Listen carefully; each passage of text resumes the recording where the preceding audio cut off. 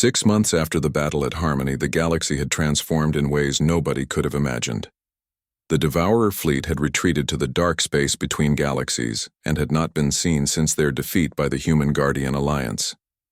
For the first time in decades, the Outer Rim worlds were safe from the mysterious attackers. Katie Martinez had become the most famous 8-year-old in galactic history. Federation worlds celebrated her as the first Guardian, while alien species lined up to request human assistance in bonding with rescued Guardian companions. Her home on New Terra Colony had been expanded to accommodate the 12 different Guardian species that now lived with her family. "Katie, you have visitors from the Centauran delegation," Jake announced, as he watched his daughter playing in the backyard with what looked like a small zoo of alien creatures. Spark was still her primary companion, but he now shared space with Storm, the Ketar Guardian Symphony, the Altarian Guardian, and 9 others representing different rescued species. The Centauran representatives had traveled across half the galaxy to ask for human help in bonding with Guardian survivors from their homeworld.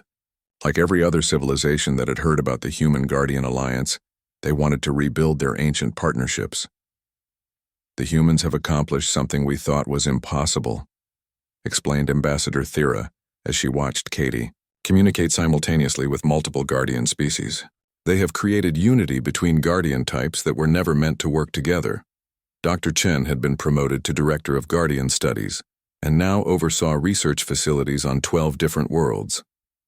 Her work focused on understanding how human emotional flexibility allowed them to bond with any willing Guardian species.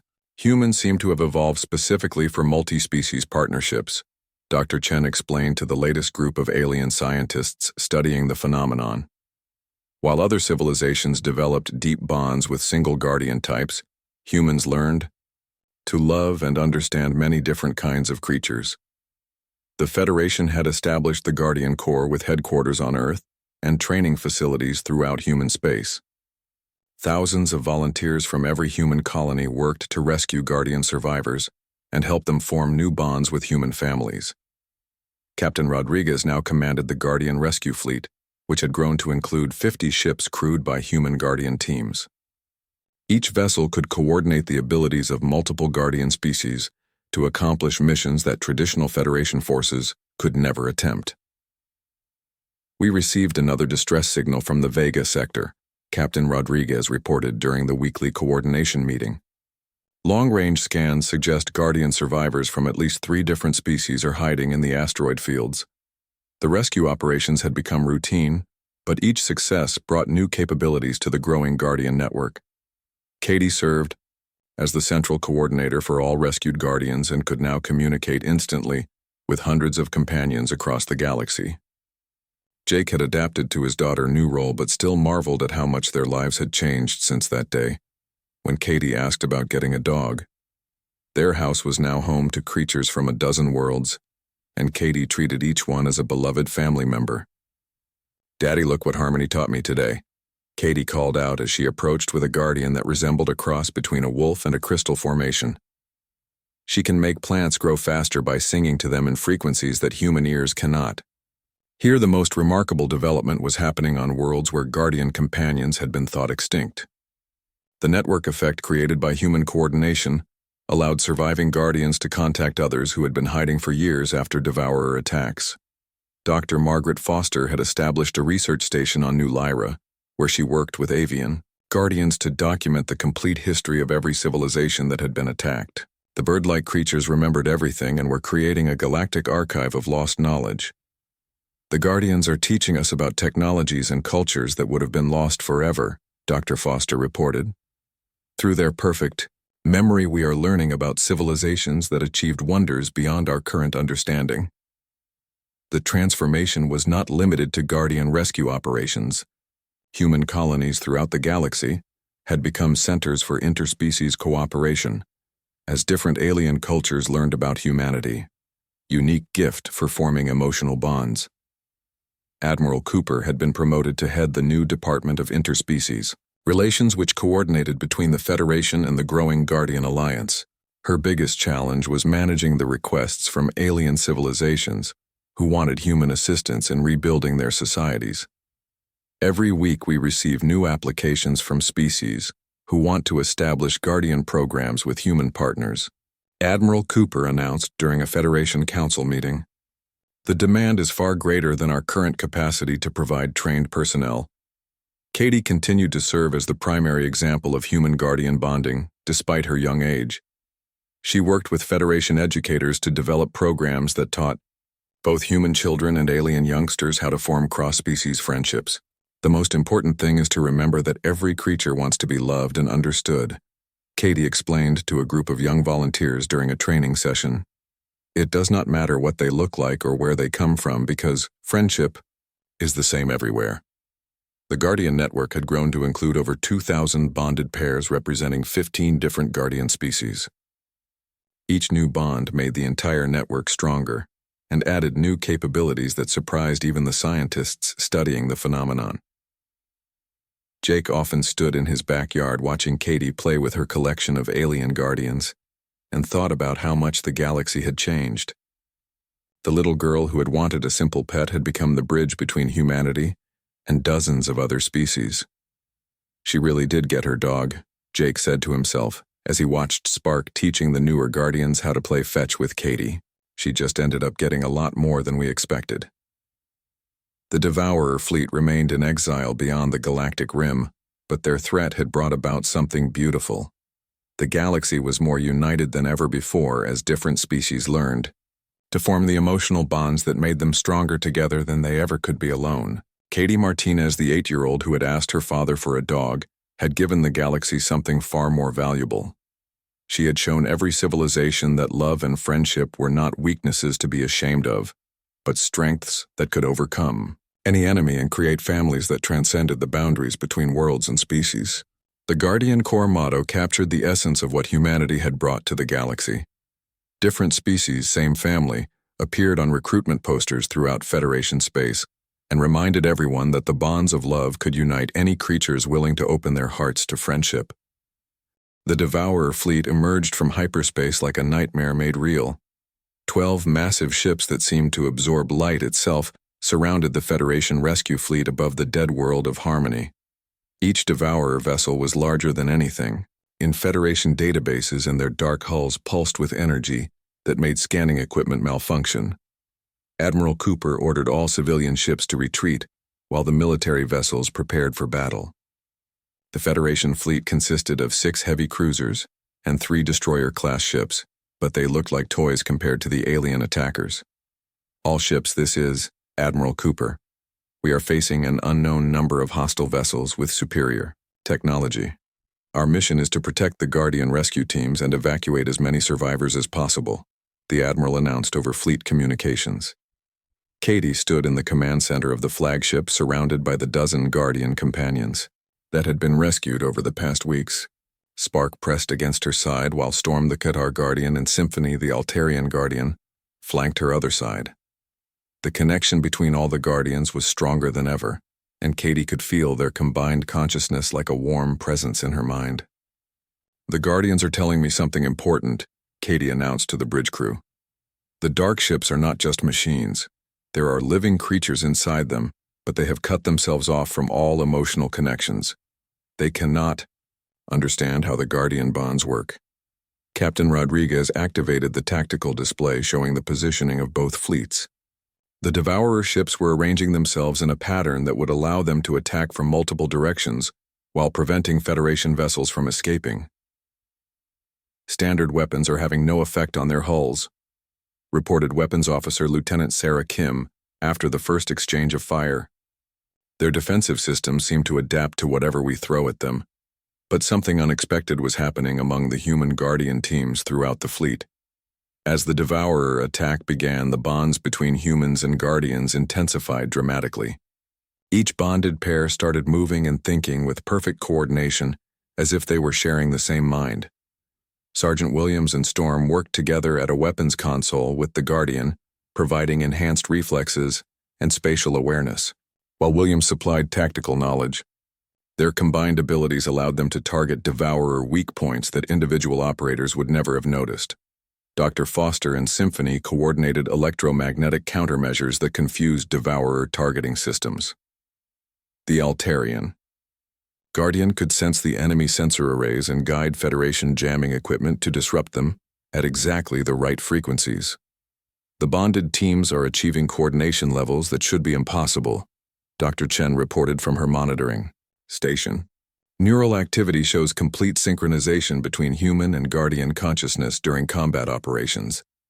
Katie found herself at the center of something even more remarkable.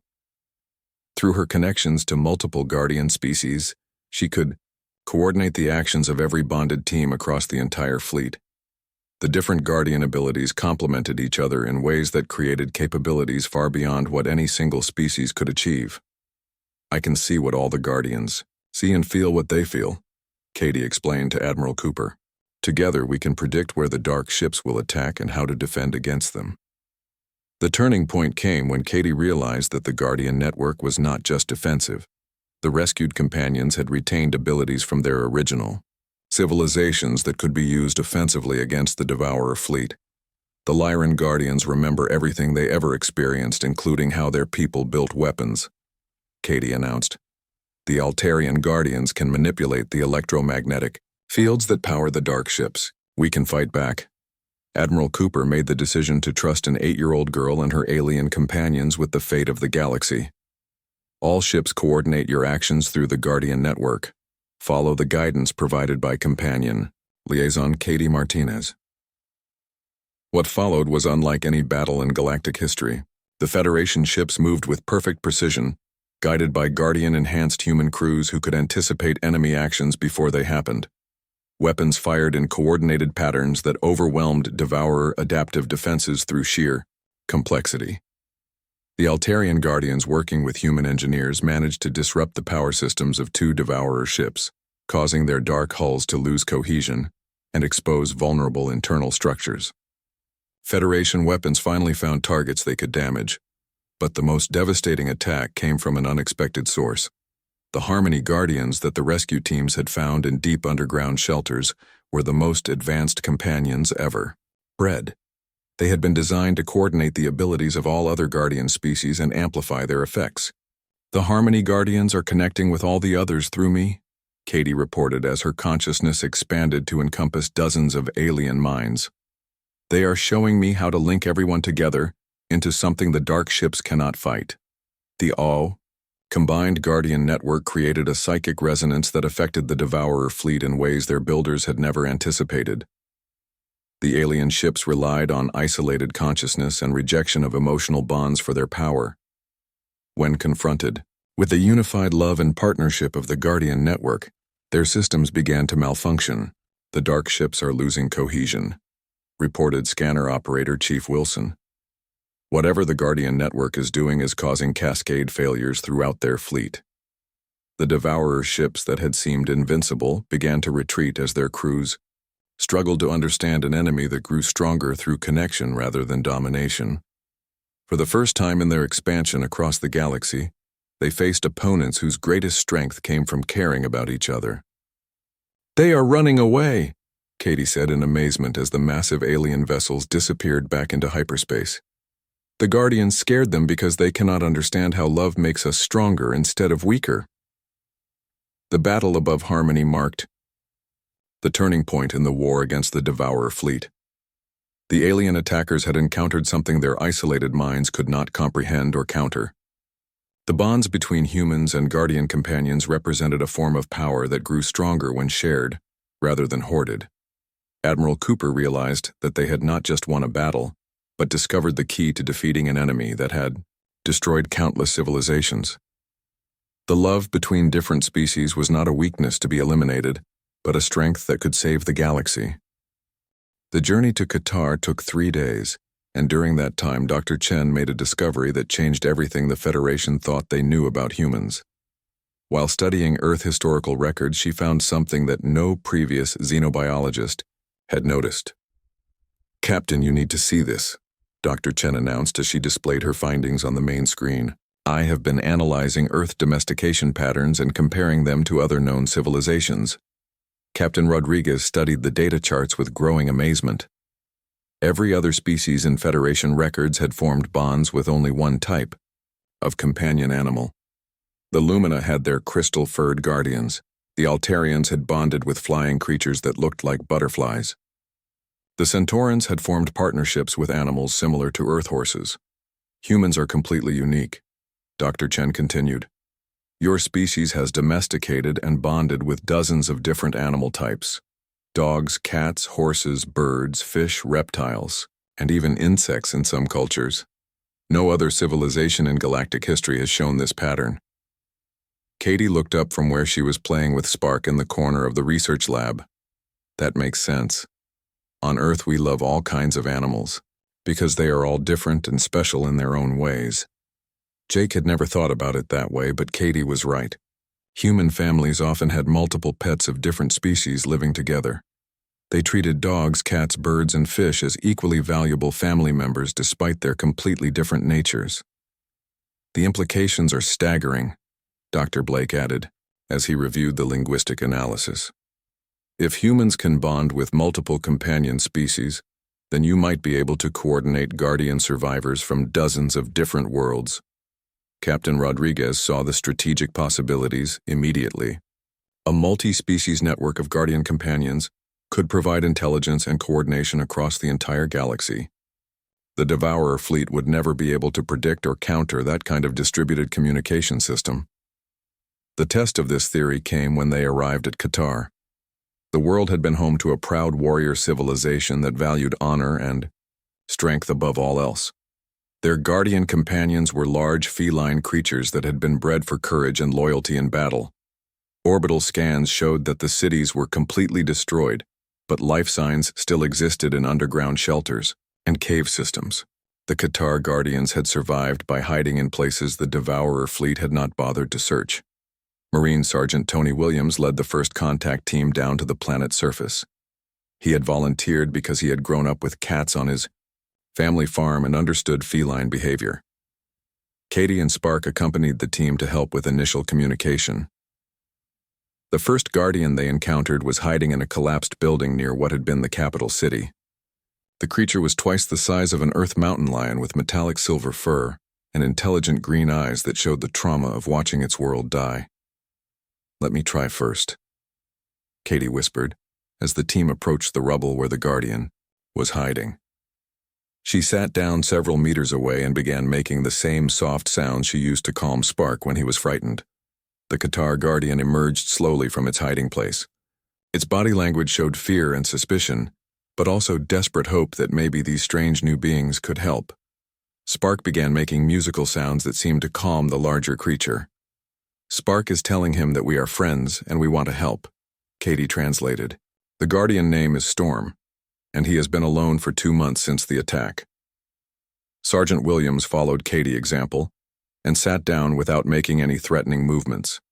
He had brought supplies, including food and water, that might appeal to a carnivorous species. Storm approached cautiously and sniffed at the offered food. The breakthrough came when Storm began making purring sounds similar to Earth cats. Sergeant Williams responded instinctively with the same gentle sounds he had used with cats back home. Storm ears perked up and he moved closer to investigate this human, who seemed to understand feline communication. Within an hour, Storm had allowed Sergeant Williams to touch his fur and was eating from his hands. The bond formation was remarkably similar to what had happened between Katie and Spark, but with its own unique characteristics. "Storm is showing me memories of the attack," Sergeant Williams reported as the Guardian pressed against his side. "I can see the Devourer ships and how they targeted the Guardian breeding facilities first. They knew exactly what to hit to break the partnership bonds." Dr. Chen monitored the bio readings from both human and Guardian during the bonding process. The neural activity patterns match what we observed with Katie and Spark. There is definitely a real telepathic connection being established. Over the next few days, the team located 12 more Guardian survivors on Qatar. Each one was successfully bonded with a human volunteer despite the species differences. The humans seemed to instinctively understand what each type of Guardian needed to feel safe and trusted. The most remarkable discovery came when all the bonded pairs worked together. The Guardian companions could share information instantly across vast distances, and the human partners could coordinate their actions with perfect precision. "We are looking at a completely new form of military organization," Captain Rodriguez observed, as she watched the bonded teams practice tactical exercises. The Guardians provide enhanced senses and physical abilities, while the humans contribute strategic thinking and adaptability. Katie had formed secondary bonds with several of the Qatar Guardians, in addition to her primary connection with Spark. She seemed to serve as a central coordinator, who could translate between different Guardian species and help them work together. Each type of Guardian has special abilities that their home species developed over thousands of years, Katie explained to the fascinated scientists. Stormkind can move without making any sound and see in complete darkness. Other Guardian types can do different amazing things. Dr. Blake's analysis of the communication network revealed that they had accidentally created something unprecedented in galactic history. The combination of human multi-species bonding ability and Guardian telepathic networks had produced a collective intelligence that was greater than the sum of its parts. The Devourer fleet destroys civilizations with single Guardian species, because they can predict and counter their abilities, Dr. Blake reported. But a multi-species Guardian network with human coordinators would be impossible for them to understand or defeat. Captain Rodriguez realized that they had discovered humanity's true contribution to galactic civilization. Humans were not the strongest or smartest species in the Federation, but they had a unique gift for forming emotional bonds with any willing creature. That gift might be the key to saving every civilization in the galaxy. The mission to Qatar had proven that humans could bond with Guardian survivors and create a powerful new form of cooperation. Now they needed to rescue as many Guardian companions as possible before the Devourer fleet realized what was happening and moved to stop them. Federation Command authorized the largest rescue operation in galactic history after reviewing the reports from Qatar. Admiral Nancy Cooper personally took command of a fleet consisting of 12 ships and over 300 human volunteers, who had tested positive for Guardian bonding ability. Katie had become the official companion liaison for the mission, despite being only 8 years old. She worked with Federation psychologists to develop training programs that taught humans how to approach different types of Guardian survivors. Her bond with Spark had grown stronger and now included connections to Storm and 3 other Qatar Guardians. Each Guardian species is different, but they all respond to the same basic approach, Katie explained to a group of nervous volunteers. You have to show them that you understand they are scared and hurting. Then you have to prove that you want to be their friend, not their master. Jake watched his daughter with pride and worry as she prepared for the most dangerous mission the Federation had ever attempted. The fleet would visit 6 different worlds that had been attacked by the Devourer fleet in search of Guardian survivors. Intelligence suggested that hundreds of companions might still be alive and hiding. Dr. Margaret Foster was one of the volunteer specialists who had joined the mission. She had spent her career studying animal behavior and was eager to test human bonding ability with avian Guardian species. Her assignment was Lyra Prime, where the native civilization had partnered with creatures that resembled intelligent songbirds. The Lyran Guardians were known for their perfect memory and ability to share complex information across vast distances, Dr. Foster explained as she studied the mission briefings. If we can bond with them, we might be able to establish real-time communication with Guardian survivors throughout the galaxy. The first world they visited was Altair 7, where the blue-skinned Altarians had lived in floating cities among the clouds. Their Guardian companions were creatures that looked like giant butterflies with metallic wings that could manipulate electromagnetic fields. Lieutenant Commander David Chen led the surface team to investigate the ruins of the sky cities that had crashed to the ground during the Devourer attack. The electromagnetic interference from the wreckage made scanning difficult, but life signs were detected in the deep caverns beneath the crash sites. Katie and Spark accompanied the team as they descended into the underground refuge, where dozens of Altarian Guardians had been hiding for 4 months. The butterfly creatures were barely alive, having exhausted their food supplies weeks earlier. "They are so beautiful but so sad," Katie whispered as she approached the largest Guardian whose metallic wings had lost most of their shine. "They keep trying to fly up to where their families used to live, but there is nobody left to find." The bonding process with the Altarian Guardians proved more challenging than with the Qatar felines. The butterfly creatures communicated through patterns of light and electromagnetic pulses rather than sounds or physical contact. Katie had to teach the human volunteers how to recognize and respond to the light signals. Dr. Foster successfully bonded with a guardian she named Symphony after the musical patterns of light it created when communicating. The connection allowed her to experience the world through electromagnetic senses that humans did not naturally possess. "I can feel radio waves and electrical currents like physical sensations," Dr. Foster reported in amazement. "Symphony is showing me how the Altarians used electromagnetic fields to keep their cities floating." The technology was completely integrated with Guardian abilities. Within a week, the rescue teams had successfully bonded with Guardian survivors from 4 different species. Each type of Guardian brought unique abilities that enhanced their human partners. The Qatar Guardians provided enhanced physical strength and stealth. The Altarian Guardians offered electromagnetic manipulation and flight capability when working in teams. The most remarkable discovery came on Lyra Prime, where Dr. Foster found the avian guardians that had been her specialty. The bird-like creatures were incredibly intelligent and had maintained detailed records of every devourer attack they had witnessed. These guardians have perfect recall of everything they have ever seen or heard, Dr. Foster explained as she worked with a guardian she called Chorus.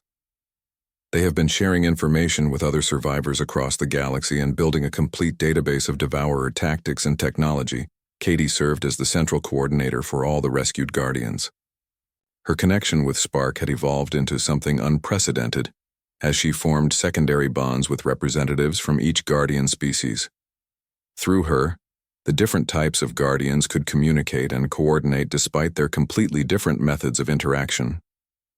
"The network is growing stronger every day," Katie reported to Captain Rodriguez. "Each new guardian that joins makes all the others more powerful. They are sharing memories and abilities in ways that never happened when they were separated on different worlds." The rescue mission took on new urgency when the Guardian Network detected Devourer fleet movements heading toward the core Federation worlds.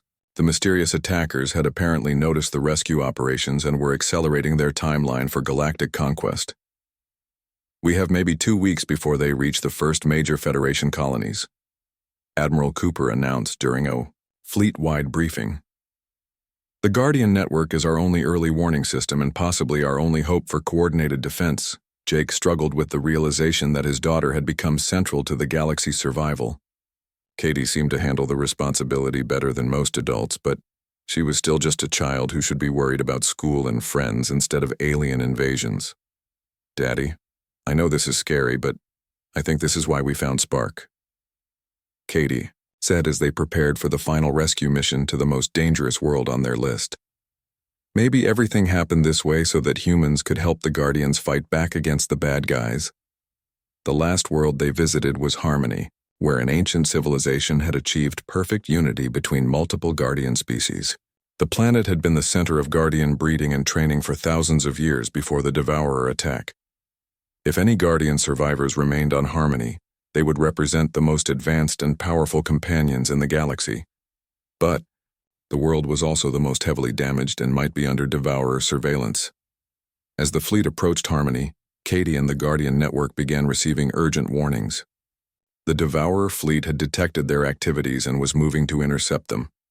The rescue mission was about to become a battle that would determine whether the ancient tradition of Guardian companions would survive or be destroyed forever. Combined human Guardian teams prepared for their first direct confrontation with the force that had been terrorizing the galaxy. They were about to discover whether the bonds of love and partnership could overcome an enemy that viewed such connections as weakness to be eliminated. The Federation research vessel Horizon arrived at New Terra Colony with the most advanced scientific equipment in the galaxy. Captain Susan Rodriguez had served in first contact situations before, but never one involving a child as the primary communicator with an alien species. Katie had been having the dreams every night since meeting Spark. She would wake up with detailed knowledge about places she had never been and technologies that did not exist in Federation databases. Dr. Blake carefully recorded everything she remembered, and the intelligence reports were being sent directly to Federation Command. "The dreams are getting stronger," Katie told her father as they walked to the research facility for another session with Spark. Last night I saw hundreds of worlds being attacked by the dark ships. Spark species were on most of them trying to help people escape. Jake worried about the effect this was having on his daughter. But the Federation psychologists assured him that Katie showed no signs of trauma or mental strain. If anything, she seemed more confident and mature since forming her bond with Spark. Captain Rodriguez met them at the research facility and knelt down to Katie level. I know this is a lot of responsibility for someone your age, but the information you are providing might save millions of lives. Can you help us understand more about these Guardian companions? Katie nodded seriously and led the adults into the research area where Spark was waiting. The alien creature had grown noticeably healthier over the past week. His rainbow fur was brighter and he moved with more energy. Most importantly, he seemed less afraid and more willing to trust the humans, who were trying to help him. Spark tells me that his people were called Guardians because they protected their families, Katie began as she sat down next to the alien creature. Every Lumina person had a Guardian partner from the time they were children. They grew up together and learned to share thoughts and feelings. Captain Rodriguez activated her recording device. Ask Spark how many Guardian species existed in the galaxy. Katie touched Spark's head gently and seemed to listen to something the adults could not hear. Her expression grew sad as she processed the information. There were lots of different kinds, on different worlds. Some looked like big cats and some looked like birds. Others looked like creatures we do not have on Earth. Were there Guardians that looked like Earth animals? Dr. Chen asked. No, but they all acted like Earth animals in some ways, Katie replied. They loved their families and wanted to play and learn new things. Spark says that is why the dark ships target Guardian worlds first. They hate seeing different species care about each other. Spark suddenly became agitated and began making urgent musical sounds while his fur flashed bright. Warning colors. Katie immediately wrapped her arms around him protectively as she listened to what he was trying to communicate. Something bad is happening, Katie said with fear in her voice. Spark can feel other Guardians calling for help from very far away. More worlds are being attacked right now. Captain Rodriguez contacted the Horizon immediately. Bridge, this is Rodriguez. Are we detecting any subspace distress signals? The response came back quickly. Captain, we are picking up multiple distress beacons from the Kepler sector. The signals match the pattern from the Guardian companion collar. Within hours, the horrible truth was confirmed. 3 more civilizations had gone silent over the past week, and Federation scouts reported the same pattern of total destruction with no survivors. The Devourer fleet was accelerating their attacks and moving closer to core Federation worlds. Katie spent the rest of the day in deep communication with Spark as he shared memories from other Guardian companions across the galaxy. Through their mysterious connection, she was able to access a network of survivors who were hiding on destroyed worlds. There are still some Guardians alive out there, Katie announced to the assembled scientists and military officers. They are scared and hungry, but they are waiting for their families to come back. Spark can talk to them through something he calls the Guardian Bond. Dr. Blake leaned forward with excitement. Katie, can Spark teach other humans to communicate with these surviving Guardians? Katie closed her eyes and seemed to have a long conversation with Spark that only she could hear. When she opened her eyes, she was smiling despite the serious situation. Spark says humans are special because we already know how to love animals. Most other species in the galaxy only bonded with one type of Guardian, but humans have pets of all different kinds. What does that mean exactly? Captain Rodriguez asked. It means humans might be able to help Guardian survivors even if they are not the same species as Spark, Katie explained.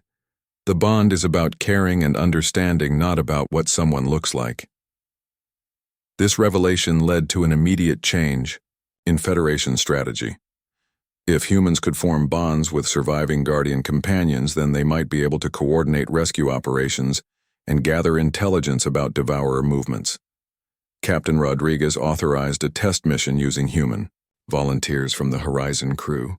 Katie worked with each volunteer to explain what they should expect when meeting a Guardian companion for the first time. Remember that they have been through terrible things and lost their families, Katie instructed the nervous volunteers. You have to be patient and gentle like you would with any scared animal. Show them that you want to help and they will trust you. The first test came when the Horizon detected a weak distress signal from a nearby system that had been attacked 2 months earlier. A small team led by Marine Sergeant Tony Williams volunteered to investigate and attempt contact with any Guardian survivors. Katie insisted on going along despite her father's protests. Spark needs to be there to help translate, and the other Guardians will trust humans more if they see that Spark trusts us, she argued. Captain Rodriguez made the difficult decision to allow Katie to accompany the mission under heavy protection. The potential intelligence value was too important to ignore, even though it meant putting a child in danger. The mission to the destroyed world of Qatar would test whether humanity's unique relationship with companion animals could be the key to fighting back against the Devourer fleet.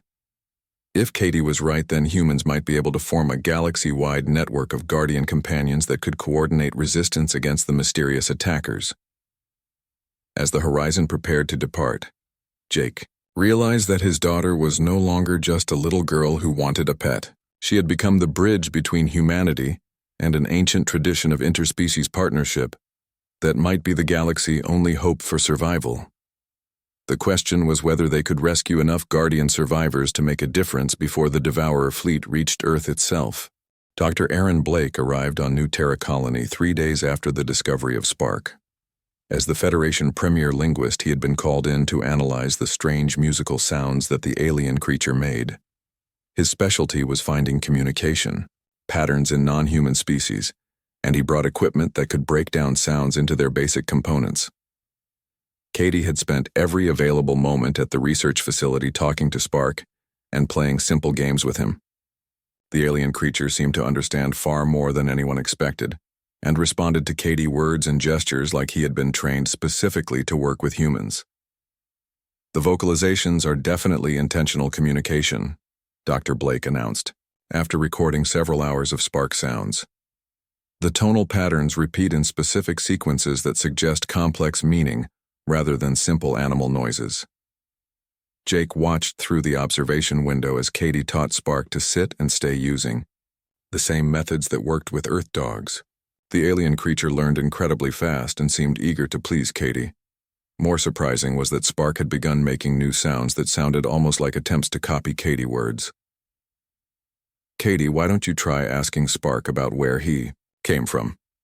Dr. Blake suggested through the intercom. Katie nodded and knelt down next to Spark while the recording equipment captured everything. "Spark, where is your home?" Katie asked in the gentle voice she used when talking to frightened animals. Spark tilted his head and began making a series of musical tones that were more complex than anything they had heard before. As he vocalized, his rainbow fur pulsed with colors that seemed to match the rhythm of his sounds. Dr. Blake data showed immediate results. The sound patterns include mathematical sequences that correspond to stellar coordinates. He is literally describing the location of star systems. But something even more remarkable was happening to Katie. As Spark continued his musical communication, she began to sway slightly, and her eyes took on a distant look. When Spark finished, Katie remained quiet for several minutes before speaking. "He is showing me his home," she said in a dreamy voice. "There are tall crystal buildings that sing in the wind and creatures like Spark everywhere. They live with people, who look different from us, but they love each other the same way we love our pets." Dr. Chen and Dr. Blake exchanged worried glances. "Katie, how exactly is Spark showing you these things?" Dr. Chen asked carefully. Katie touched the side of her head and smiled. "He puts pictures in my mind. It does not hurt, and the pictures are really pretty. His people were called the Lumina, and they built cities that looked like giant musical instruments." Jake felt a chill run down his spine. His daughter was describing some kind of telepathic contact with an alien creature, and she seemed completely comfortable with it. "Katie does. Spark put any other thoughts in your head besides pictures? Sometimes he shows me scary things too," Katie admitted. Big dark ships came to his world and started destroying everything. The Lumina people tried to fight, but the dark ships were too strong. Spark and other creatures like him helped their families escape, but most of them did not make it, Dr. Blake recorded everything Katie said and ran it through the Federation database of known civilizations. After an hour of searching, he found a match that made everyone in the room go quiet. There are references to the Lumina in ancient trading records, he said. They were described as master builders and musicians who lived in the Andros system. According to these files, their civilization was over 10,000 years old. Dr. Chen pulled up stellar charts on her display screen. The Andros system went dark 6 months ago. Federation scouts reported no signs of life when they investigated. Katie was still sitting with Spark and seemed unaware of the adult conversation happening around her. The alien creature had curled up with his head in her lap and was making soft, contented sounds. His fur showed warm golden colors that pulsed slowly like a heartbeat. "Spark wants me to tell you something important," Katie said suddenly. "His kind were not just pets to the Lumina people. They were partners who helped with everything. The Lumina could talk to them without words, and Spark species could do things that the Lumina could not do alone." "What kind of things?" Dr. Blake asked while adjusting his recording equipment. Katie closed her eyes and seemed to listen to something only she could hear. "Spark shows me memories of working together to build the crystal cities. The Lumina people were good at planning and designing, but Spark kind could feel where the crystals wanted to grow. Together they made buildings that were alive and could repair themselves." Jake realized that they were not just dealing with a rescued pet, but possibly the last survivor of an advanced partnership between two species. Katie asked Spark if there are others like him who escaped. Katie whispered something to Spark, and the creature immediately became agitated. His fur flashed bright red and he made urgent sounds while looking toward the sky. Katie grabbed onto him protectively as tears started running down her face. "He says the dark ships are still out there looking for creatures like him. They destroy worlds that have these special partnerships because they think love makes people weak. Spark is scared that the dark ships will find him here and hurt our colony too." Dr. Chen activated the emergency communication system and called Federation Command. "We need immediate military protection for New Terra Colony. Our xenobiological subject has provided intelligence about the Devourer fleet threat." The response was swift and decisive. Federation Admiral Nancy Cooper herself took the call and listened to Dr. Chen report about Katie contact with Spark. The Admiral decision surprised everyone. "We are dispatching the research vessel Horizon with full diplomatic and scientific teams. The child and the alien creature may represent our first real chance to understand what we are facing." Over the next 2 days, Katie spent more time with Spark, and the information she provided painted a terrifying picture. The Devourer fleet was not just attacking random worlds, but specifically targeting civilizations that had formed emotional bonds with companion species. They believe that caring about other creatures makes societies weak and corrupted. Katie translated as Spark shared more memories. "The Devourers think the galaxy should only have pure races that do not mix with other species." Dr. Blake analysis revealed that Spark was providing detailed information about Devourer technology and tactics. The alien creature had witnessed multiple attacks and remembered everything with perfect clarity. Through Katie, the Federation was gaining intelligence that could save countless worlds. But the most important discovery came when Katie fell asleep next to Spark and began dreaming about things she had never seen before. She described Devourer, ship designs, and weapon systems with accuracy that amazed the scientists. Whatever connection existed between Katie and Spark was giving humanity access to knowledge that could change the course of the war against the mysterious fleet. Within 2 hours, the quiet mining sector had transformed into a bustling scientific research site. Federation xenobiologists arrived in 3 hover vehicles loaded with equipment that Jake had only seen in training videos. The lead scientist, Dr. Lisa Chen, stepped out of the first vehicle and immediately began setting up a containment field around the strange creature. Katie had refused to leave the patrol car and spent the entire time talking softly to the alien animal through the window. The creature seemed completely focused on her and ignored all the scientists who were trying to study it. Every time someone approached with scanning equipment, the animal would back away and make worried sounds until Katie called to it.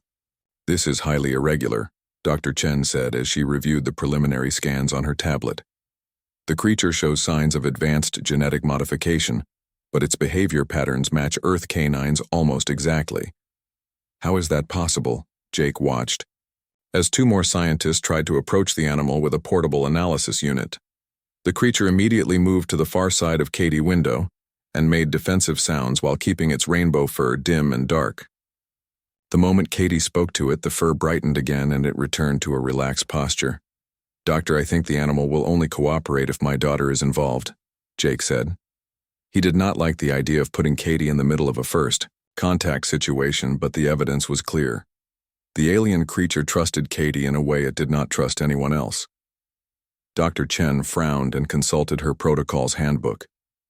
Federation regulations clearly state that minors cannot participate in xenobiological research.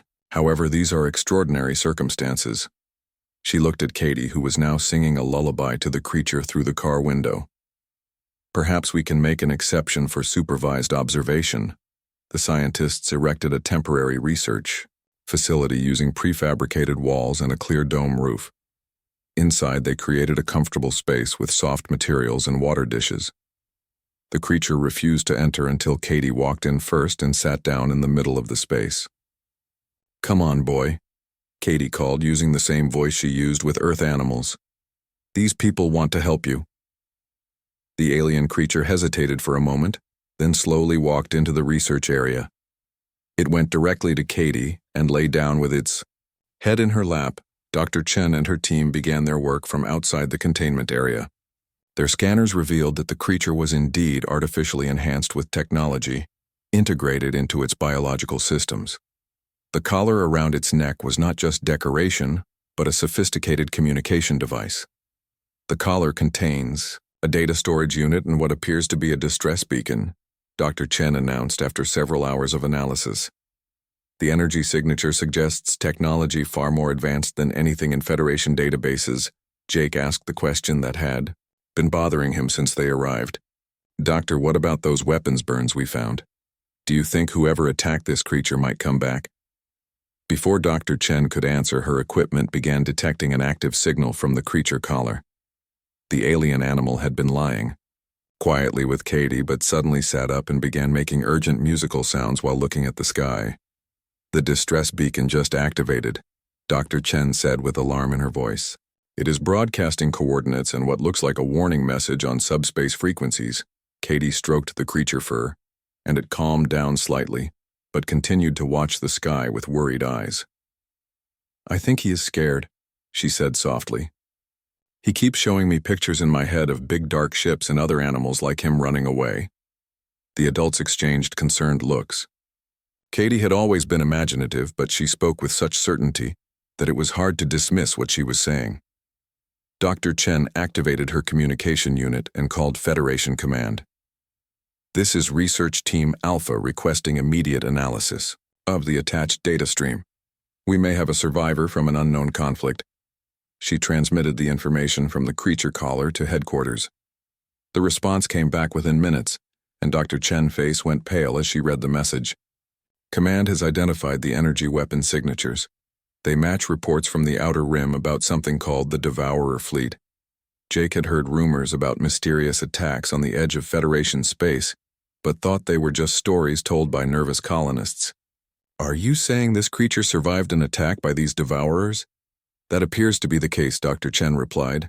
"Command is sending a full diplomatic team along with military advisors. This situation just became much more serious." Katie seemed unaware of the adult concerns and focused entirely on the alien creature. She had started calling it Spark because of the way its fur lit up with different colors. Spark responded to the name immediately and seemed to understand that Katie was trying to help him. The most remarkable thing was how quickly they had formed a bond. Spark would only eat food that Katie offered him and refused to sleep unless she was nearby. When she had to leave for bathroom breaks, Spark would pace anxiously until she returned. "The creature is exhibiting classic companion animal behavior," Dr. Chen noted in her research log. "Despite being an alien species, it seems to have been bred for the same kind of relationship that humans have with dogs." As evening approached Katie, parents arrived to take her home. Katie protested loudly about leaving Spark alone, but Jake insisted she needed proper sleep and food. They compromised by setting up a video link so Katie could talk to Spark from home. The moment Katie left the research area, Spark became listless and unresponsive. He refused food from the scientists and lay motionless in the corner despite their attempts to engage him. Only when Katie's voice came through the video link did he show any interest in his surroundings. Dr. Chen reviewed the day data and found herself facing questions that challenged everything she thought she knew about xenobiology. How could an alien species show such specific behavioral patterns that matched Earth animals? Why did this creature bond so quickly with a human child when it showed fear toward adults? Most importantly, the distress beacon was still active and broadcasting its warning message across subspace. If the Devourer fleet was responsible for attacking Spark species, then they might be drawn to investigate the signal. The Federation needed to decide quickly whether to evacuate the colony or prepare for a possible confrontation. Jake spent the evening reading reports about the mysterious attacks on frontier worlds. The pattern was always the same. Advanced civilizations with no previous conflicts suddenly went silent. When Federation scouts investigated, they found empty worlds with no signs of what happened to the inhabitants. Now they had their first witness to whatever was destroying entire civilizations. The witness just happened to be an alien animal that had formed an instant bond with his 8-year-old daughter. Jake realized that Katie might be the key to understanding a threat that could endanger the entire galaxy. The morning sun cast long shadows across New Terra Colony as police officer Jake Martinez checked his patrol vehicle one more time.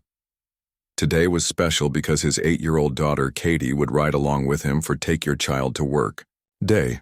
The colony administration thought it would help children understand what their parents did to keep everyone safe. Katie bounced in the passenger seat as Jake started the engine. Her brown hair was tied back in pigtails and she wore a junior police badge that Jake had gotten her for her birthday. She had been asking the same question for 3 months now, and Jake knew it was coming again. "Daddy, when can we get a dog?" Katie asked as they drove through the main street of the colony. Jake sighed quietly.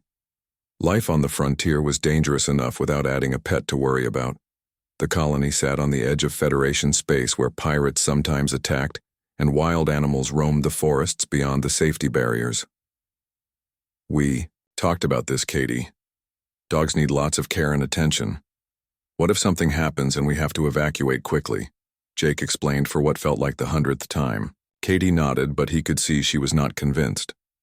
They drove past the marketplace where alien traders sold goods from across the galaxy. Katie waved at Mrs. Peterson, who ran the bakery, and pointed excitedly at a group of blue-skinned Altarians, examining Earth vegetables. The colony was home to humans and 12 other species who all worked together to make their small corner of space livable. "Look at how many different people live here, Daddy. Why can't we have just one little dog?" Katie tried again. Jake had to admit she was persistent.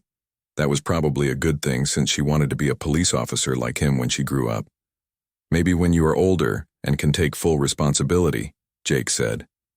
It was the same answer he always gave, but it usually kept her quiet for a while. Today, Katie just smiled like she knew something he did not. They spent the morning driving through different sectors of the colony. Jake showed Katie how he checked the security barriers that kept dangerous animals out. He explained how the communication system worked and why police officers needed to know about all the different species living in the colony. Around noon, they stopped at the school to check on a reported vandalism case. Someone had spray-painted silly pictures on the playground equipment. While Jake talked to the principal, Katie played on the swings and made friends with some alien children whose parents worked at the school. After lunch, they drove toward the outer mining sector. This area was mostly abandoned now since the main mineral veins had been exhausted 2 years ago. Jake liked to patrol here because smugglers sometimes used the empty buildings to hide illegal goods. The road became rougher. As they left the main colony behind, old mining equipment sat rusting in the afternoon sun and empty worker housing units lined the cracked pavement. Katie pressed her face against the window, looking at everything with wide eyes. "This place looks scary, Daddy," she whispered. Jake nodded and slowed the vehicle down. The mining sector always felt empty and lonely, but today something seemed different. He could not put his finger on what was wrong, but his police instincts told him to be careful. They rounded a corner near the old processing plant, and Katie suddenly grabbed his arm. "Daddy, look," she said in an excited whisper. "There is a dog over there by those rocks." Jake looked where she was pointing and saw movement near a pile of broken concrete. At first glance, it did look like a dog. The creature was about the right size and had 4 legs and a tail, but as Jake stopped the vehicle and looked more carefully, he realized something was very wrong. "Stay in the car, Katie," he said as he opened his door. The creature looked up at the sound, and Jake felt his breath catch in his throat. This was definitely not a dog from Earth. The animal had 6 legs instead of 4, and its fur seemed to shimmer with different colors like a rainbow. Most shocking of all were its eyes, which seemed far too intelligent for any normal animal. The creature tilted its head and made a sound that was almost like a dog barking, but with musical notes mixed in. Despite its strange appearance, it wagged its tail and took a few steps toward Jake with the same friendly manner that Earth dogs showed. "Daddy, can we get that dog?" Katie whispered from inside the vehicle. She had climbed over to the driver's side to get a better look. Jake held up his hand to tell her to stay put while he tried to figure out what he was looking at. As he moved closer, Jake noticed that the creature wore some kind of collar around its neck. The collar was made of metal he did not recognize and had symbols carved into it that looked like no writing system he had ever seen. More concerning were the black marks on the ground around the creature that looked like they came from energy weapons. The strange animal sat down and tilted its head again, making those musical barking sounds. Its tail never stopped wagging, and everything about its body language seemed friendly and peaceful. If Jake did not know better, he would swear this alien creature was trying to communicate with him the same way Earth dogs did with humans. Jake activated his radio and called back to headquarters. "This is Unit 7 requesting immediate backup at the old mining sector. I have discovered an unknown alien life form that appears to be domesticated." The radio crackled back with dispatcher Amy Wilson's voice. "Unit 7, did you say alien life form? Please confirm," confirmed Amy. "The creature appears friendly, but I am seeing signs of weapons fire in the area. Better send a science team too," Jake replied while keeping his eyes on the strange animal.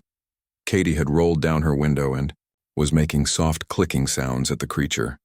To Jake's amazement, the alien animal perked up its ears and began walking toward their vehicle. Its rainbow fur seemed to glow brighter, and it made happy musical sounds as it approached Katie. "I think it likes me, Daddy," Katie said with wonder in her voice. The creature reached the vehicle and stood on its back 4 legs to put its front 2 paws on the door, just like Earth dogs did when they wanted attention. Jake realized that this discovery might change everything for their small colony and possibly for humanity's relationship with other species in the galaxy. He just hoped they could figure out where this friendly alien animal came from before whatever had attacked it decided to come back.